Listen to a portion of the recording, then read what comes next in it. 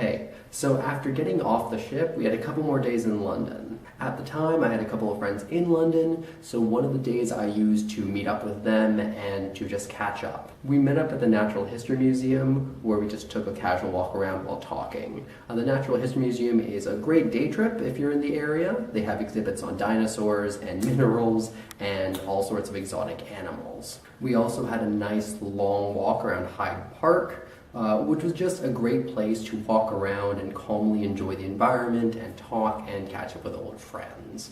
They have a really nice swan pond where you can go on little paddle boats, and they also have a number of fountains and walking paths and nice little monuments, and yeah, it was just a nice place to walk around and relax. Directly in that area is the Victoria and Albert Museum. Some of my family had time to visit it, but while I was busy with my friends, we didn't really have a chance. After that, we just walked around looking at some other monuments like this one and also this one, and then we eventually made our way back to Buckingham Palace. Again, it was just a nice day to kind of walk around and casually look at stuff while catching up with some old friends. The next day, my family and I went and got a tour of the reconstructed Globe Theatre, which is, of Shakespeare fame. It was a really educational tour and we enjoyed it. We didn't actually have a chance to see a play there, but it was still a nice place to go and to, get a lot of context for those things you learn in high school.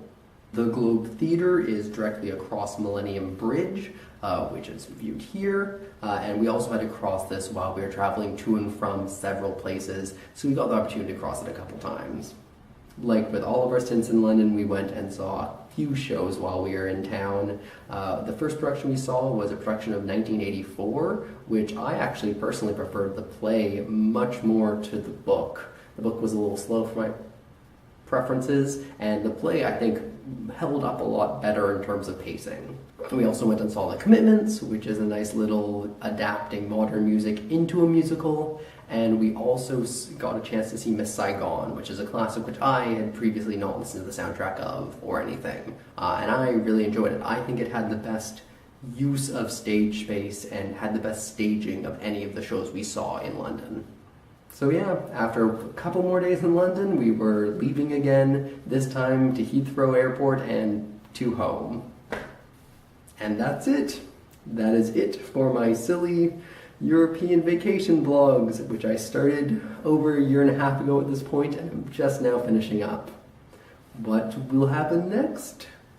No idea, but for now, I'm signing off.